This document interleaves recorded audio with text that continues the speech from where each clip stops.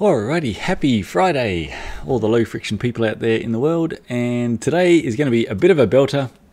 It is, I guess, a really good time to just revisit what is happening with bicycle chain lubricant testing out there in the world. So I did a video on this a little while ago, and it's pretty much a basket case then. And I'd say, if anything, it's at least as if not more of a basket case situation now. So it's just, though, it's a good time to recover. Where is it at? Why is it there? What is the outlook for the future? And really, I guess, what does zero friction cycling testing do in amongst that basket case? So sort of what you can and can't get out of the zero friction cycling testing, in this entire space. And there are particular reasons why the zero friction cycling testing is the way it is, and it has some great advantages to that, but it also has some limitations.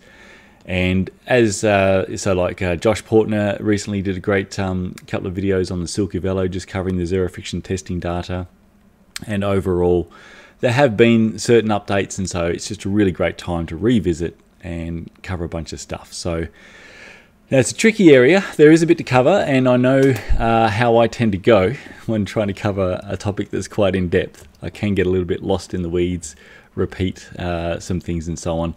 I will do my best not to do that, and obviously continually work on improving some structure and some level of concise to get to the key points. So can't promise it.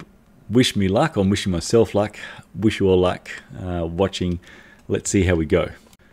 Okay, I'm going to do my best to get obviously chapters on this video because I'm YouTube and social media and anything sort of computer a bit retarded. I don't know why some videos are appearing with chapters as they should do and some are not. The old saying that the definition of insanity is doing the same thing over and over and expecting a different result.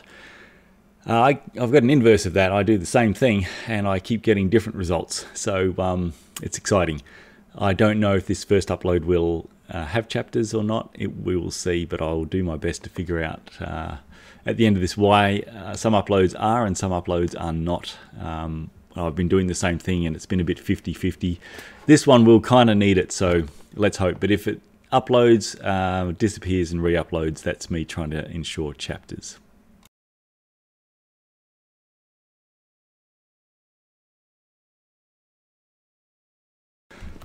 Alright, before we delve into it, and I'll try not to cover too much ground that I've already covered before, so to really get, I guess, a good grounding before this video, I do have a previous video on the testing landscape where I cover a bunch of stuff in more depth that I'm going to cover, I guess, as sort of foundation to today. But one that is still quite important just to cover off quickly, so sorry if you're already well aware, going right back to the Friction Facts days started by Jason Smith that really started all of this wonderful world. He started with what's called a full tension test. This is a full tension test rig that he created. A weight pulls this cog back to simulate 250 watts of load in the chain. However, by pulling this back by, I guess what I term a pony brake, the amount of load or tension in the chain is the same in the top span and the bottom span. That is not what occurs on a bicycle drivetrain where you have a rear mech where all your pedaling load is going through the top span of the chain, and there's very light load just from the mech tension in the bottom span.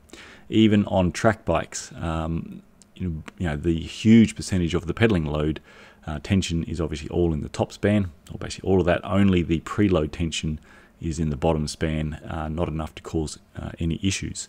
What Jason Smith found was that for a number of lubricants, especially wax-based lubricants, is that in full tension testing, within a short time, typically sort of even as small as a few minutes to 5 minutes, the wax layers, they're unable to sort of reset and realign through the bottom span as they normally would on a bicycle drivetrain, and you would get a runaway friction result when using full tension testing. So what he built then on top of this was what's called a full load test, and that is where this has now a mech, same as what you would have on your bike, So the actual load that is occurring through the chain on the machine is, much more, real world to what is happening on your bicycle drivetrain, and the waxes are able to reset and realign. And this was proven that this was needed because when he would get a runaway friction loss result with a particular lubricant on the FTT machine, he'd be able to rest the chain or move it to the full load test machine, run it for the next hour under the 250 watt load, move it back to the FTT machine, and he would then get a friction loss result that was basically in line with what was occurring before the runaway friction result. So for instance, if he tested lubricant and it was 5 watts loss, but then after 5 minutes it was ramping up very quickly to 7 to 8 to 10 to 15, then he could stop that test, run it on here, move it back to here and retest it, and it would be back to 5 watts. So found that a lot of lubricants, especially wax-based lubricants, need what I guess was termed the slackening effect through the bottom span of the drivetrain for them to enable to reset and realign, and that if you just do long period testing on an FTT machine, then certain lubricants will get a runaway friction result or a friction test result that is nowhere near indicative of their actual losses on an actual bicycle drivetrain. So the protocol that was pioneered by Friction Facts and then has been carried over by the likes of Ceramic Speed that bought out Friction Facts is that after all the initial faff of calibration, an initial friction loss is recorded by the FTT machine. It is then moved to the full load test machine to do the endurance running part, and every typically say hour it is moved back to the FTT machine to get your super accurate friction loss result, move back to the FLT machine to run for the next hour, and so on for as long as the test sort of protocol is going to run. And if you have a look at my I guess episode 20, the Muck-Off Files Part 2, you'll see where this has all become a pretty big palaver about what one does, because if one knows that certain top wax lubricants are going to get a terrible result just by testing on an FTT machine only, and that you can use a particular wet lube base that is not affected by that not having any slackening time, then you can obviously make a product and conduct some testing that shows your lubricant to be great and competitor lubricants to be rather horrific. And I cover a whole bunch of stuff in depth there about all the red flags and all the grave concerns that we've had with regards to the particular testing that they've done.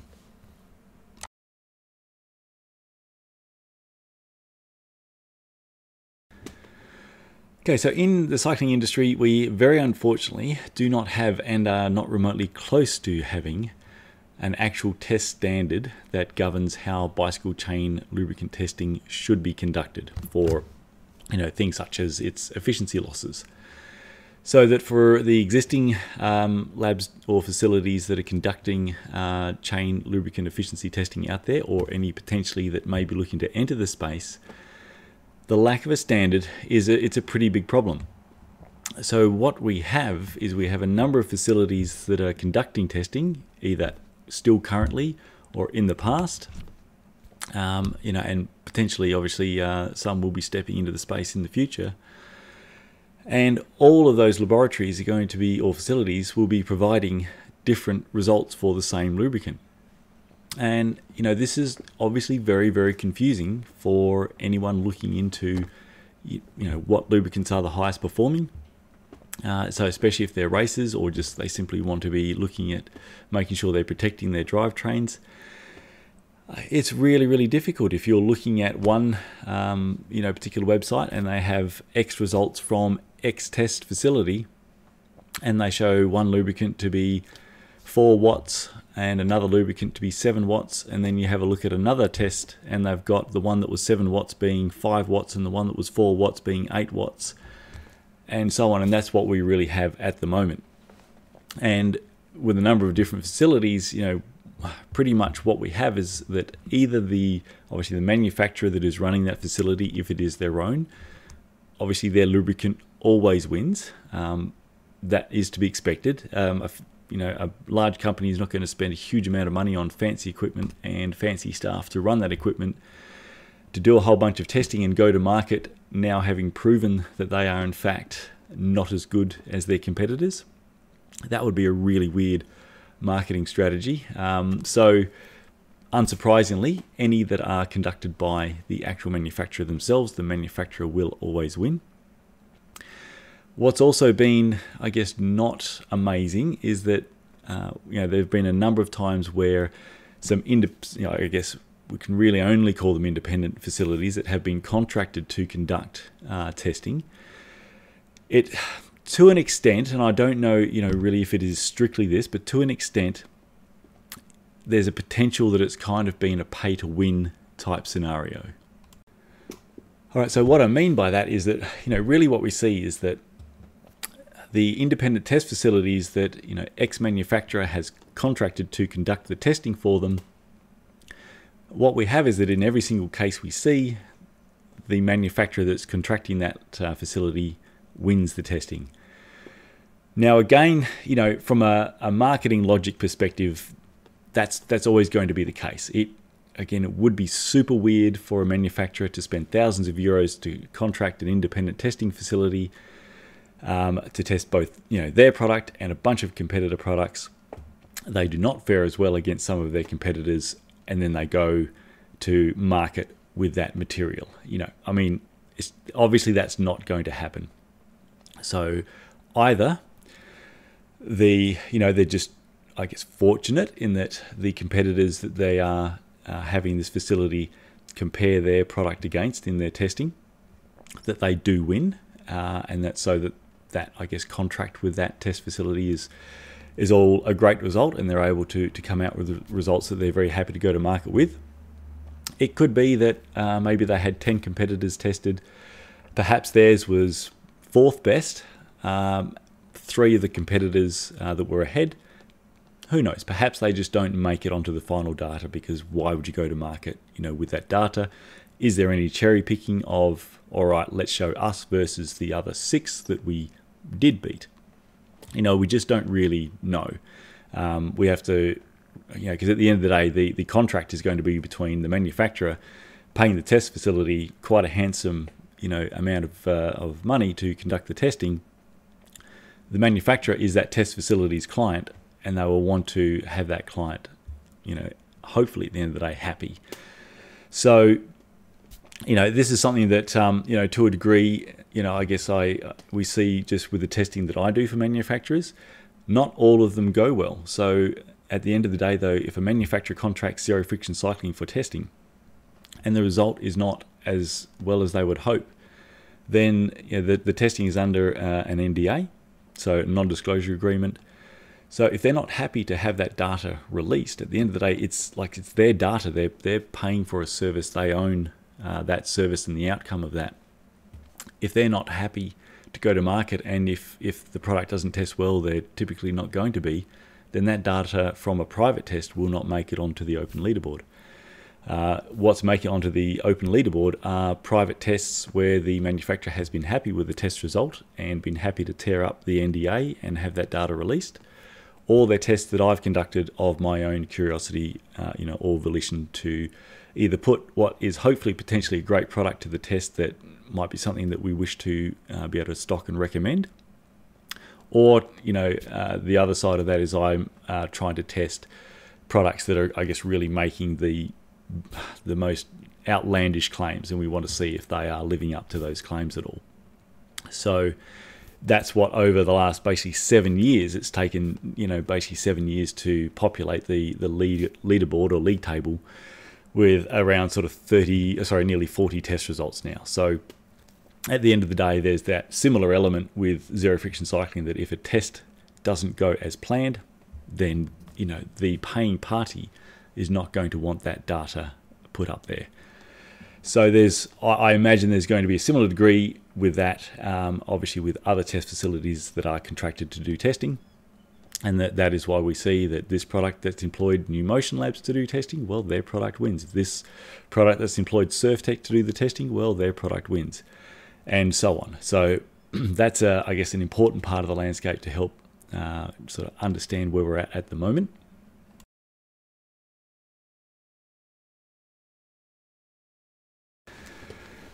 Okay, just to show you, a bit of a reminder as to where we're at. So this is going back a little bit, similar to in the muck-off video.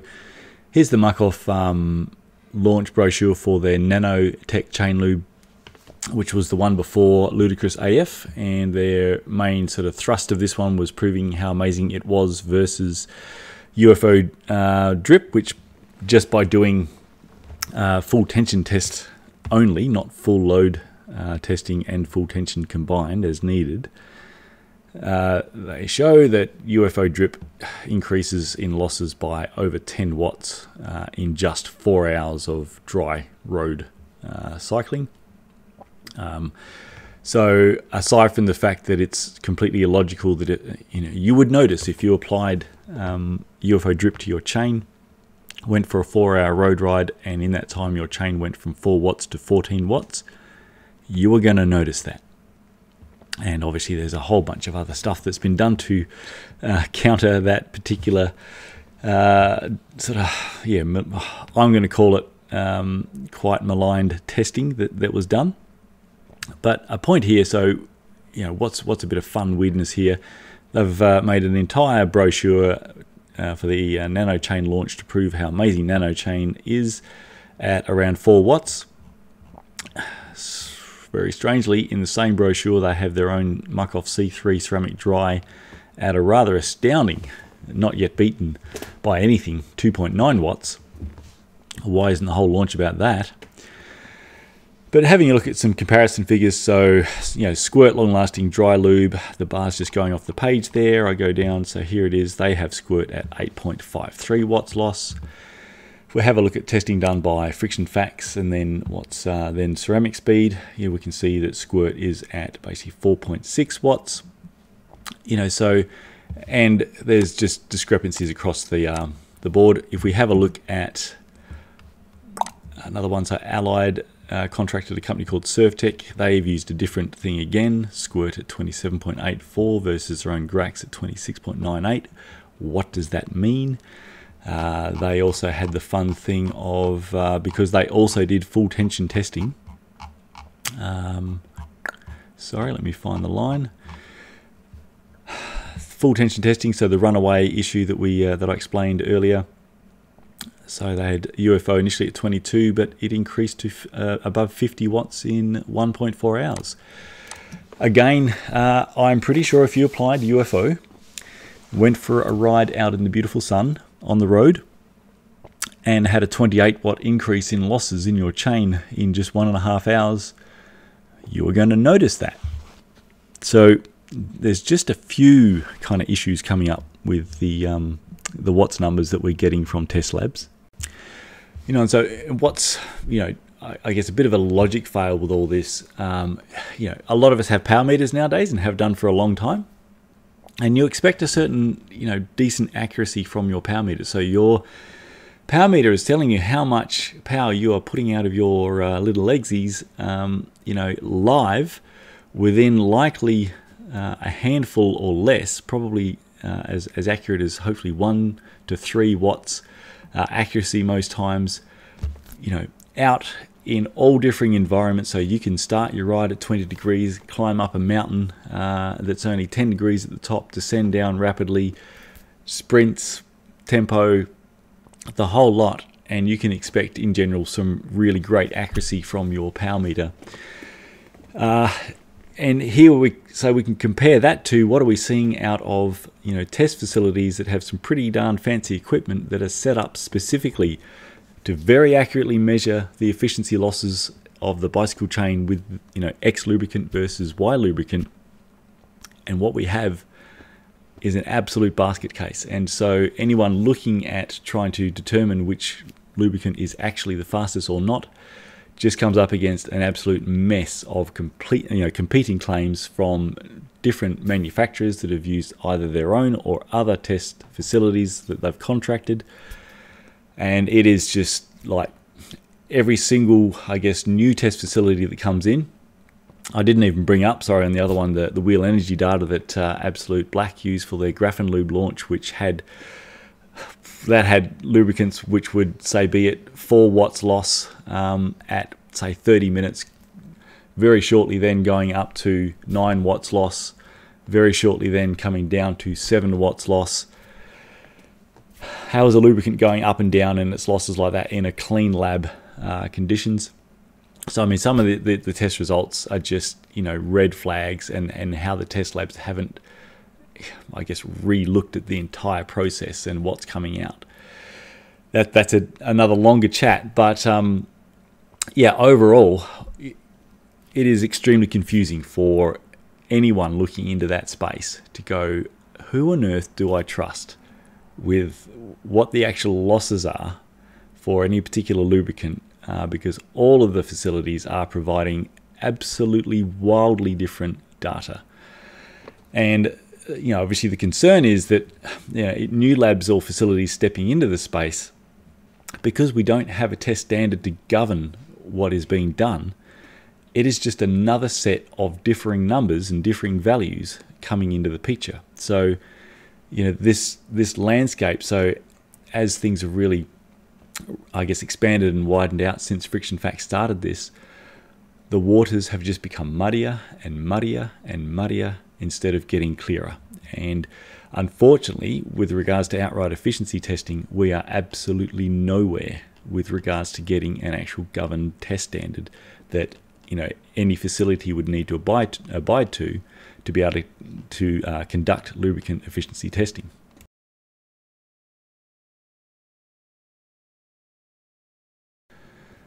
Alrighty, has anything really changed since I last did the video on the testing and the muck-off files and so on? I mean, mostly, obviously, no. Unfortunately, we're still left with an absolute mess of conflicting data and conflicting claims by the different competitors. Kind of one positive. So in the last sort of testing basket case video where I raised all the issues that I saw with the testing that Surftech had conducted for Allied with regards to the Grax release, I'm going to give big credit to Allied for, I believe they have removed that sort of white paper and testing from their website to back Grax, which obviously they had made a sort of, you know, fairly big deal about at the time of the Grax launch, and rightfully so. I have no doubt that Allied paid a fairly hefty amount of money to Surftech to conduct that testing. The issue is that, you know, so Allied, you know, a company that makes some sort of pretty high-end bikes and other groovy stuff, but like a lot of companies, they don't have a, you know, PhD chemist on staff to develop a bicycle chain lubricant to step into that space. So they contracted out to expertise, or experts in the area. They contracted a company called Surftech to develop their lubricant. The problem was they also had the same company that developed the lubricant conduct the testing to prove that it was the best lubricant on the market.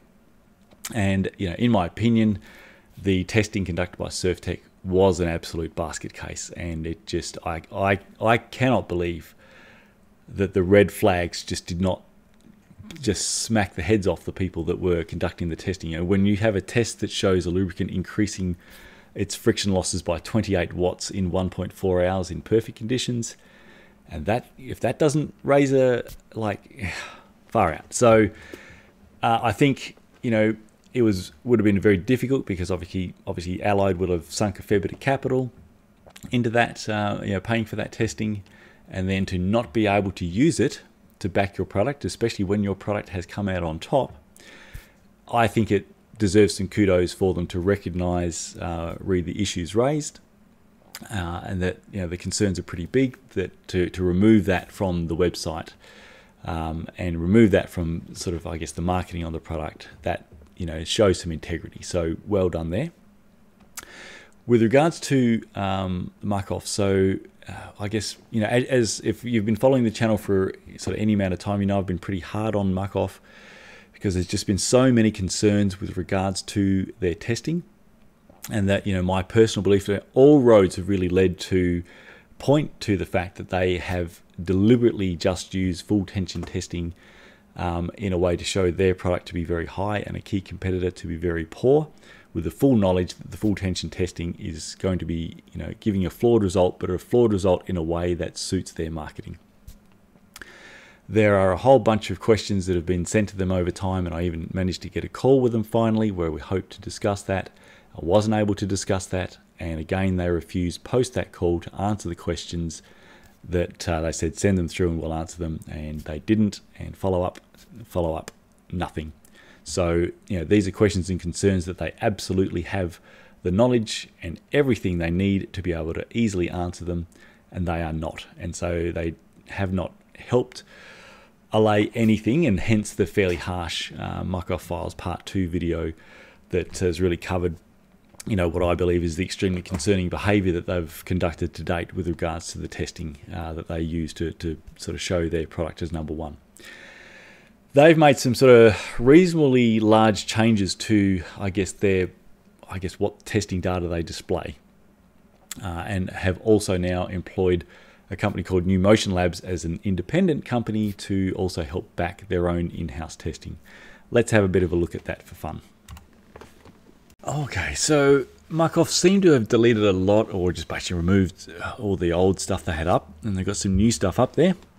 I'm not sure how long it's been up, but it's definitely new. Okay, so in-house testing. So apparently what they did is they took over 30 race lubes and ran them on our dynameter. This device is replicative, trouble with that word today, of a bicycle chain, which has a drive motor that turns the chainring. Enables precise measurement of frictional power loss, allowing us to narrow down the top performance and identify those which warrant going through for further in-depth analysis. From this screen test, Ludicrous AF, Absolute Black, Graphene Lube, Silka Synergetic Drip Lube, and Ceramic Speed UFO Drip were identified as the fastest 4 lubes from all that we tested. We then completed 2 sets of tests again using our dynameter, a 2-hour test on the new chains and a 2-hour test on the chains which had been run for 6 hours at 300 watts. Okay, so here we go. All right, we got yet again them showing the ceramic speed having this massive runaway friction loss in a very short time, 2-hour time. Now, I guess when we're looking at this sort of stuff, especially when it comes to muck-off, we have to be pretty careful of the detail. So they have stated here that they took over 30 race lubes and ran them on their dynameter, and that from this they took the fastest 4, or the top performers. They took the fastest 4 lubes that they wish to test further. So are they saying, so Ceramic Speed UFO Drip was one of them, are they saying then that this is number 4, and that of the other 26 that they tested, that they all ran graphs worse than this? Personally, I don't believe that. Personally, I think they wanted Ceramic Speed in here for precisely this reason. They are a key competitor, and here we go again. Now, what's very interesting, so since all the questions and all the faff I made about FTT and FLT testing, now they don't have a picture of an FTT machine anymore. They have a picture of their FLT machine. I would need it on a statutory declaration or a legal deposition that that is what they've used to conduct this test. Personally, and this is only my personal opinion, I personally do not believe that that is what they have used, because that is the only way you're going to get this result. And obviously Ceramic Speed conduct their testing using FTT and FLT as pioneered from the Friction Facts days, and this is not the result that Ceramic Speed get. Which, I mean, you can call that as, obviously that's going to make sense. Ceramic Speed wouldn't put that out, but remember, this started, Friction Facts was independent. That testing comes from the groundwork and the pioneering work of that independent lab, and has been carried on. And yet we're seeing the same here as what we saw when they were using just the FTT machine.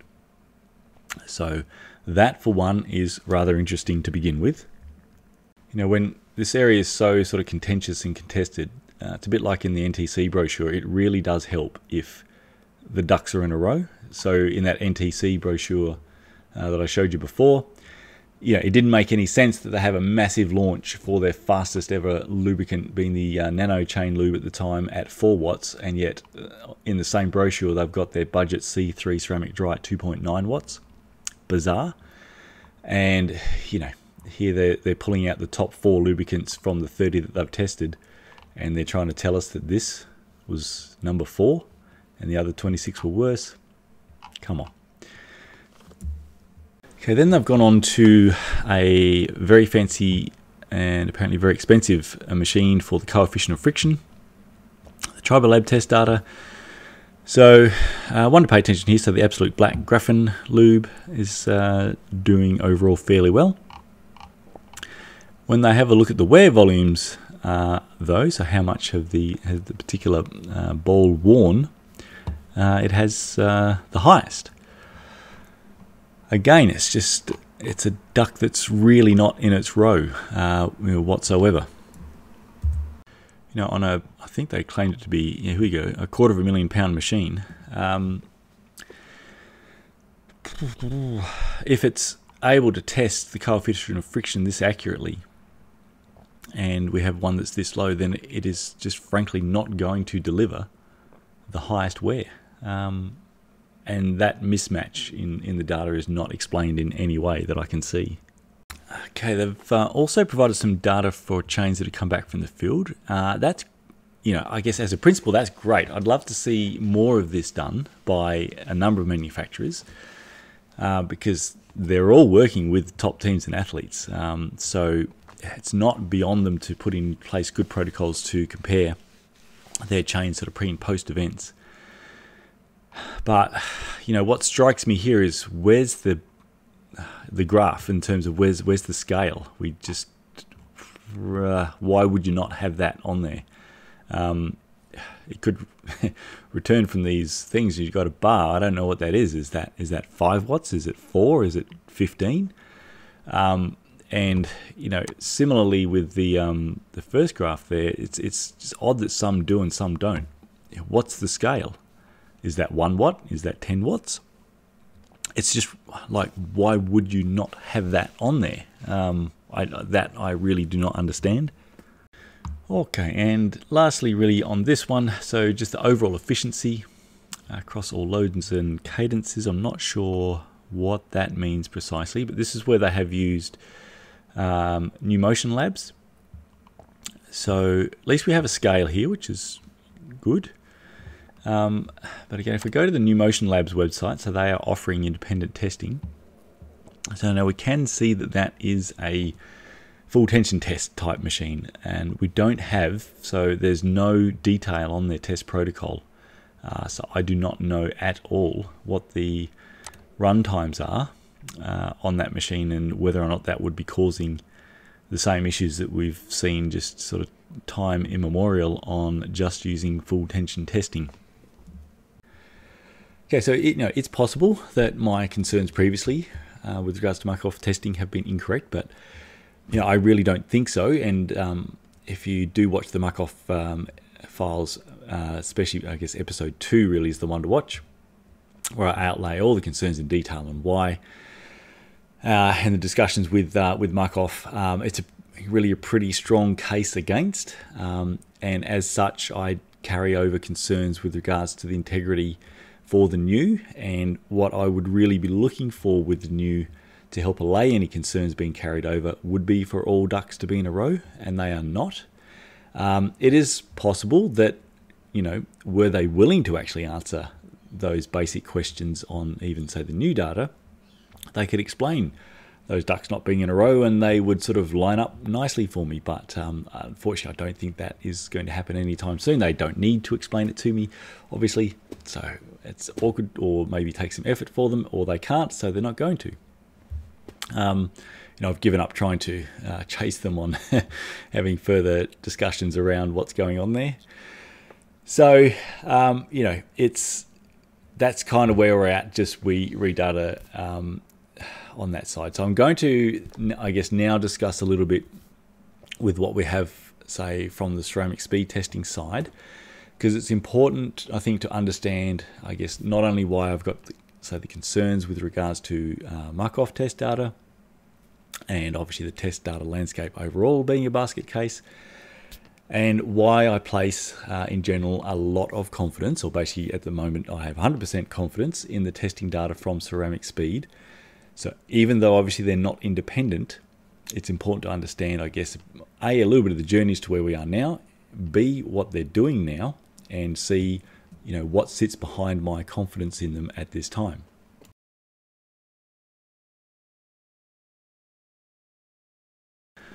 Okay, getting there, I promise. All right, so, why do I place a great amount of trust in the efficiency test data from Ceramic Speed? For a start, it, came from Friction Facts. So the FTT test methodology pioneered by Jason Smith of Friction Facts that gave us all that great independent data back when that was, independent. He was bought out by Ceramic Speed. That has carried across into Ceramic Speed. And so what we see, apart from data that tracks a lot more robust, we don't have any of these runaway effects for products. What you get with Ceramic Speed testing is you get a start point. Typically, they will tend to trend down a little bit as things break in, and then it will trend along very stable, and then it may cruise up a little bit at the end. Actually, let me see if I can find one of their graphs. I'll apologize on behalf of Ceramic Speed for this graph. Yes, it is blurry and not super easy to see the difference in the colors. All their test stuff has actually just been removed from Ceramic Speed because they're revamping all of this. So what's coming out is going to be something I'll talk about in a little, I guess, at the end of this little segment. But for the purposes of the point I was just making, that's a friction test result. Not the, there's no runaway results for, anyone or anything. And that's the same. They've only got a select number on here, but that is what you see across basically everything. Like the biggest ones we're getting here, so with something that's struggling is, sort of trending up like that. And that is what is that, going from about a nearly sort of 5 watt loss mark to over, so maybe a bit about 5.7. We're talking about a 0.7 watt increase there from 300 to 600 kilometers. We're not seeing 10 watt increases in just 2 hours, or what would be probably circa around 60 kilometers. And other wacky stuff and things like we saw on a previous video I did with the wheel energy data, where it's going, shooting up and then shooting down, stuff like that. So, here's a really good indication to a proven gold standard protocol that is carried across from Friction Facts to the company that bought Friction Facts. Okay, another part is, it is always going to be an issue that somebody who does have a horse in the race, they're not independent, is providing data of them versus competitors. They're always going to win. And that's a problem. Having, I guess, the most trusted source of efficiency testing that I have at the moment, not being independent, it's an issue. We cannot get around that it's an issue, and it's going to remain an issue in a lot of people's minds when they're looking at this sort of stuff. So, and that is fair enough. I guess just also bear in mind that I guess to help back up their protocol to a large degree, it is the same test protocol that they use to supply us with the chain efficiency test data. They do not make a chain. They don't have a horse in that race. So the data that we've been able to get to marry up with my durability testing to provide that on our chain page information, that's been fantastic to be able to actually get what are the really fast chains and medium and not so fast chains. So it's been great to get that information and efficiency data from them, and that's following the same test protocol. And the last part is, and leading into the final segment of this fun video, what the zero friction cycling testing can and can't do, is that really the zero friction cycling testing for a long time has been, I guess, a bit of a backstop or double check for other test facilities data. So, if we've got, for instance, in the case of, Mycroft claiming that runaway friction loss result, we know that, really high losses in a bicycle chain lubricant on a bicycle chain, losses such as viscous friction and stiction, they are components that can be important with regards to outright efficiency in, will this lubricant be super competitive down in the 3 watt something bracket, or will it be 5 watts? the differences in stiction and viscous friction can make a difference between whether lubricant A or lubricant B is going to be really rocking it in the outright efficiency department, or sort of more in a mid-pack. However, it is your high pressure friction, because literally the loads on the metal parts inside your chain can easily and often be in the thousands of PSI. It is the high pressure friction on those parts. Is it actually able to lubricate those metal parts under that pressure? Because if it doesn't, you very quickly will get parts wear, and that wear will show up very easily. So anytime we have losses that become quite high, that is not by a change in stiction or viscous friction. That is the actual main high pressure friction component falling down, and now we have wear. So in the case of, say, the muck-off data presented where they're showing that runaway result for the UFO lube, in my test I would see that duplicated in wear. So when I'm testing for that same period or even a much longer period with that lubricant on a actual bicycle drivetrain and having basically zero wear, then we have a mismatch. And then on the other side, if we've got somebody claiming that their lubricant is extremely low friction, and yet in my test running it on a bicycle drivetrain, we get very high wear results, we have a mismatch. It is basically impossible to have a very low friction lubricant if the hardened steel parts of the chain are wearing at a prodigious rate. And so my wear testing correlation very much backs up the Ceramic Speed's testing that they conduct, and is very much, in opposition to the testing results we get for that product from the likes of Muck-Off. So we have a cross-check there.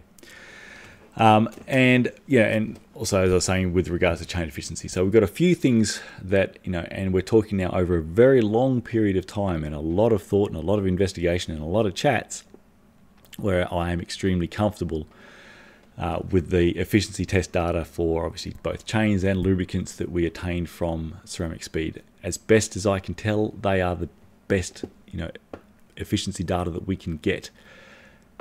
It would be outstanding, and it would be just so much more optimal if there was an independent laboratory or facility that was able to accurately efficiency test lubricants that I could use. And as soon as I think I can actually use such a facility, should one come to light, that is who I would absolutely use. And I would be using them pretty heavily. I would be merrily sending them chains at the end of my testing to see what their efficiency results were at the end of completing the ZOC torture test and things like that. There's or just post dry contamination blocks, post wet contamination blocks, and so on. There'd be a whole lot to be done. I would be the biggest customer that they would likely ever have. Unfortunately, we don't have it. What we've got at the moment is the gold standard, and the one that I could put the most confidence in is unfortunately not independent in that space. And yes, that is a problem, but it's just best to understand, the situation in full, and you can make your best decision with regards to what you believe from that.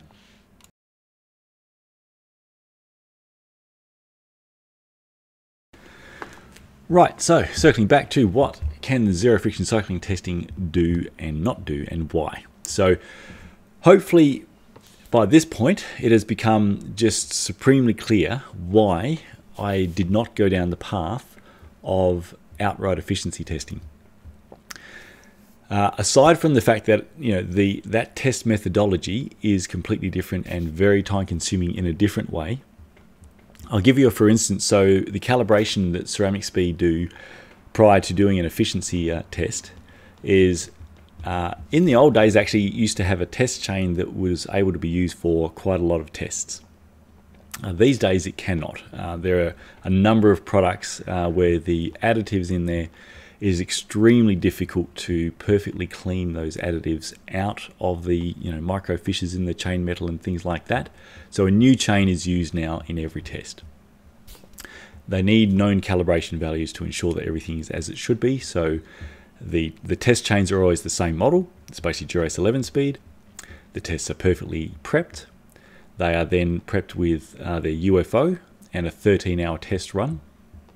And then the values from that obviously need to be in line with what the UFO test values are. It is then perfectly cleaned. It is then run with Morgan race oil, because that is a completely different type of lubricant. And again, they're looking for a particular, average value for that chain that it needs to be in line with that product. If they get to successful calibrations of where that chain efficiency is at against the known calibration data that they need, it's perfectly cleaned, and then the lubricant on test is able to be tested in, again, quite a time-involved protocol of its initial run.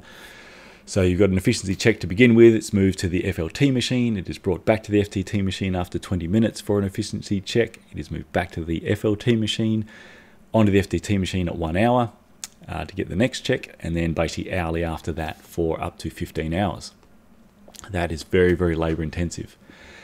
And that's what's involved in doing efficiency testing. So now I could look at a path of extremely fancy machines and extremely controlled test environment where your humidity needs to be controlled, temperature needs to be controlled. And really to be in line with any other test facility, such as say I wanted to be in line with ceramic speed, I would need to have the same motors, same power supply, same torque sensors, same size chain ring, same size cog, same tension, and obviously same cadence. All that stuff. If any of those things are out, I'm going to report different values for the same lubricant being tested in basically the same way. So, as we can see, different facilities around the world reporting different numbers for the same lubricants. If they're different, it just all comes back to it's just confusing. There is no point when it comes to outright efficiency testing. If we could have blah blah labs here testing X and it's 4 watts, and we've got La La Labs somewhere else testing basically the same, but they're getting 6 watts, and we've got Far Out Labs in somewhere else testing the same and they're getting 5 watts. When racers and a lot of avid cyclists are looking at, well, I want to know what is the fastest lubricant because that's what I want to run on my chain.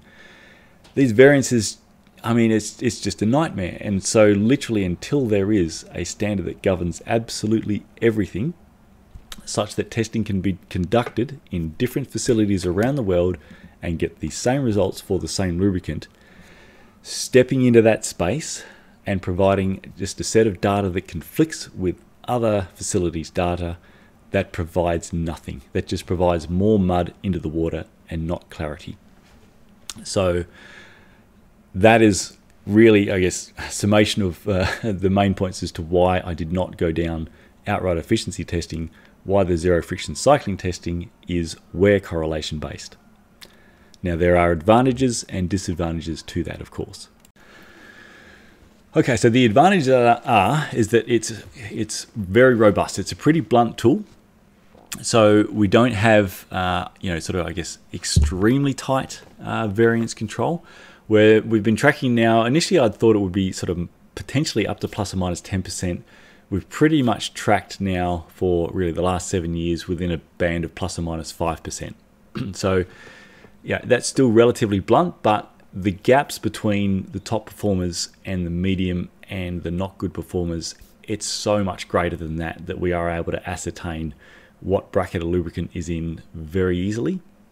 Where it struggles is really trying to pull apart the top performers. When we have a lubricant that is 2% better than another lubricant in a particular test block, really I can't say that if that test was going to be rerun that result may change a bit or the position flip.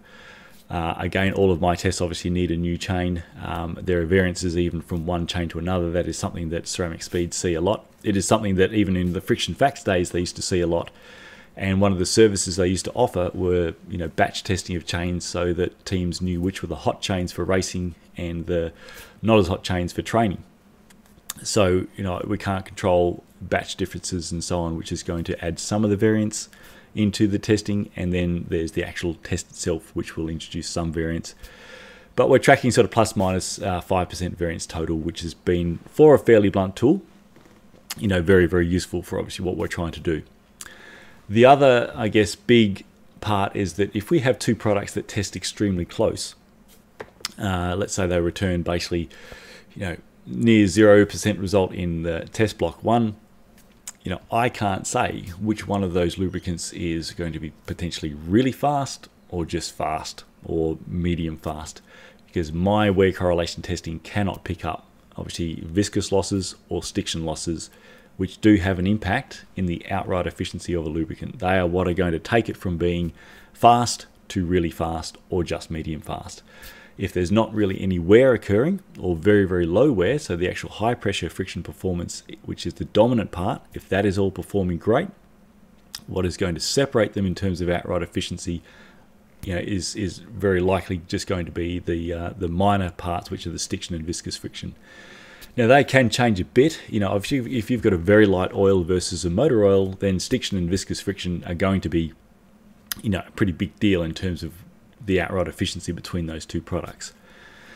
What we tend to find though, I guess, in the cycling space is that really we don't have those extremes. By and large, products coming into this space, they're not going to be typically at the motor oil end of the spectrum. They tend to be obviously more in the lighter end of the spectrum because of the use case that it's going on to, where efficiency is a focus. So there are those differences that the ZFC can't or test will not be able to tell. So when we've got a bunch of products, say in the top 10, and my testing cannot tell you which of those is going to be the fastest.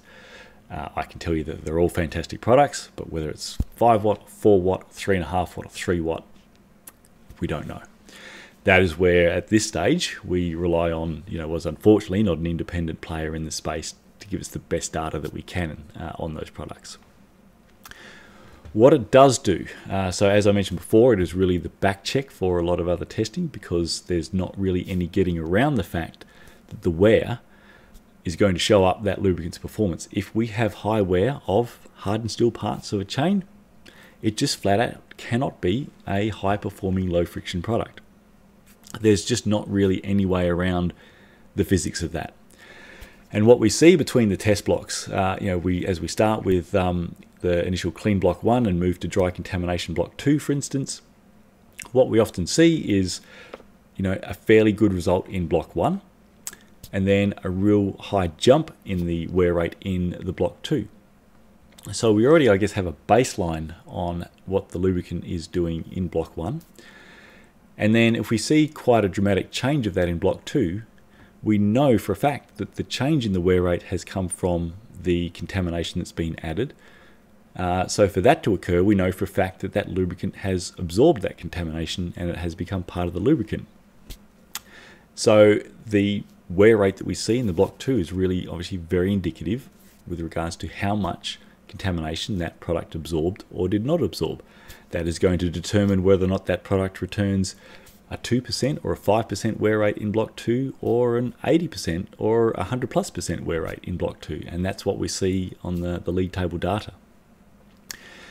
As we go through the block, so we've got obviously a wet contamination block and an extreme contamination block. And again, we're really sort of the only test body out there that is conducting testing over quite long distances. So each test block is 1,000 kilometers. There are set re-lubrication points within that, within those blocks, and set intervals.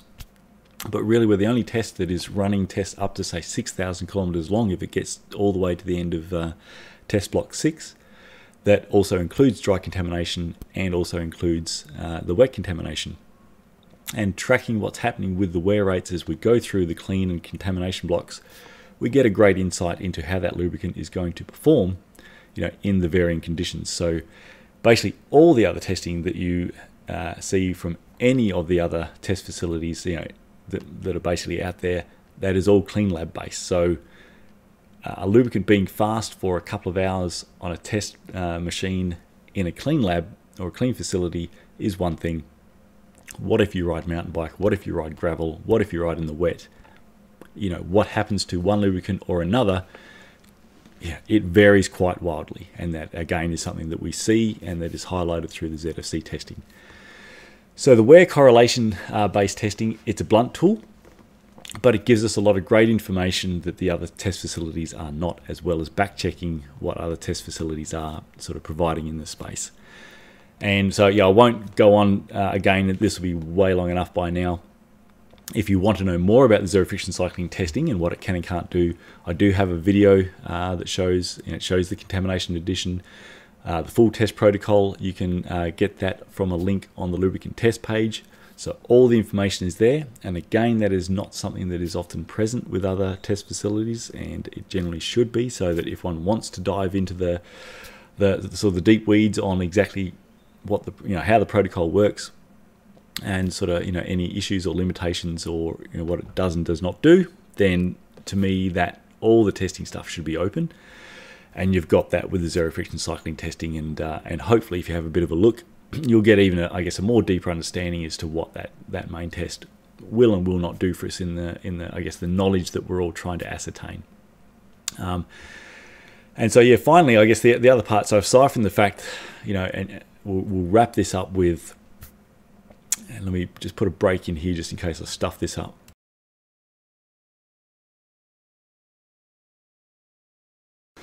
Okay, what does the future hold? Tricky, tricky, tricky. All right, I don't think we are remotely close to anyone agreeing yet on a test standard. I know there is some work that's being done. I know that Josh Porter of Silka has been doing some, I guess, more sort of heavy hitter player work on this front from his side, and I hope to hear of an update with regards to that in, fingers crossed, the not too distant future. But you can imagine what the odds are of, say, like a Ceramic Speed and a Muck-Off coming to agreement on a test standard, and so on. What we really need, though, is enough of the major brains in the industry, like your Josh Portners, like those running the lab at Ceramic Speed, and others in the industry. So hopefully even Jason Smith still could come back into the space somewhat and weigh in. And that if we get, I guess, a majority consensus on a particular standard, that's going to help move that forward. But I think we are still just in the infancy of that, is potentially being optimistic. We do have, I think, more facilities that have stepped into this as a commercial enterprise, like New Motion Labs. Silverstone University also have another completely and utterly different test. Wheel Energy kind of seemed to have gone away after the whole Absolute Black Graphene Lube data kerfuffle. I heard that they were coming back with a new machine. I haven't heard if that's actually back yet. I don't think it is.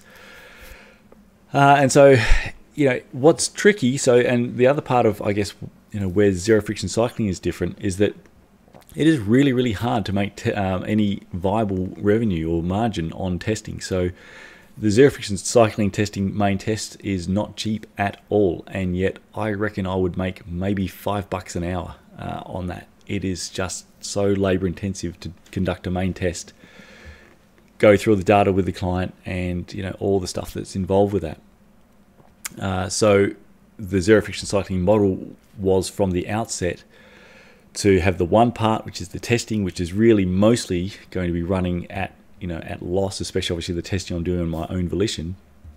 But from that, we find the genuine best products in the cycling world that we can then stock and have 100% confidence to recommend, and be able to sell those via the retail side of zero friction cycling. So really the retail side of zero friction cycling is what supports the testing side. If I just did the testing side, it is in no way viable. It would literally be something I would be doing at my own cost for the good of the cycling community. So the retail store is what makes the testing possible. And we've had from sort of day one a clear model on that is enables that testing to be independent but also viable. Other test facilities don't have that. The testing, I guess, has to be commercially viable just on the cost of the testing itself. And that leads to the issues where, there's not open data, like what we have with zero friction cycling.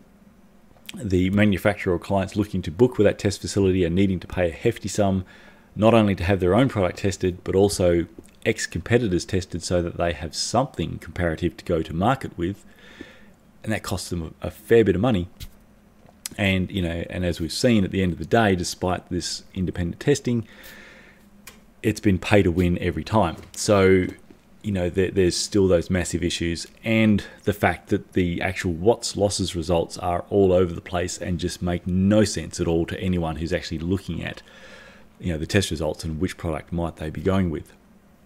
So that's where we are, and I guess that's still, I guess, where, you know, obviously I'm going to be somewhat biased, but still at the moment I don't see that really any other facilities offering anything remotely as useful or objective to the cycling world with regards to providing independent testing data for, you know, different lubricants performance.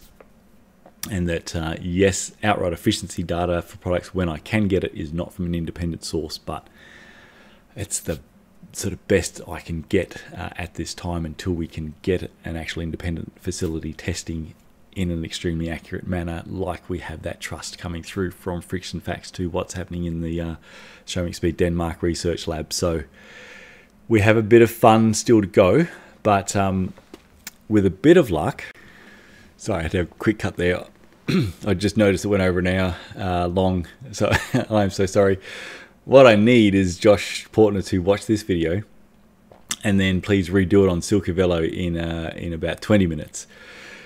So, but yeah, with a bit of luck, I hope that this hour of power on a testing landscape update helps clarify, I guess, overall that, you know, if anything, it is as much, if not more, of a mess as it has ever been with regards to conflicting data and testing procedures and facilities. It's a basket case still, unfortunately, and that it has helped understand a bit why zero friction cycling does a completely different type of test methodology that is quite a blunt tool, but it is very robust in what it does give us, and it does give us a bunch of information with regards to lubricants performance characteristics that are not being provided at all by any other test facility at this time. And I will be doing my best to obviously try to keep ploughing on that front. There's just still so much work to be done in this area, and other projects that that I'd like to try to get to, which will update in future. But all right, that will obviously do. Thank you everyone if you did watch this and managed to find that informative. And yeah, have a great weekend as always. Stay safe and stay low friction out there, and I will look forward to catching you on the next video, which in theory I am supposed to be back to doing the next detail review on a lubricant, so will probably be one of those. All right, thanks everyone, bye. Sorry, almost bye. I keep forgetting. If you did like this video, find it informative, and appreciate the effort that Zero Friction Cycling is trying to do in this space, please, yeah, like and subscribe. Help the this little nerdy channel grow, and help save more drivetrains from an early death by abrasion by them choosing a poor lubricant. All right, for real this time. Bye.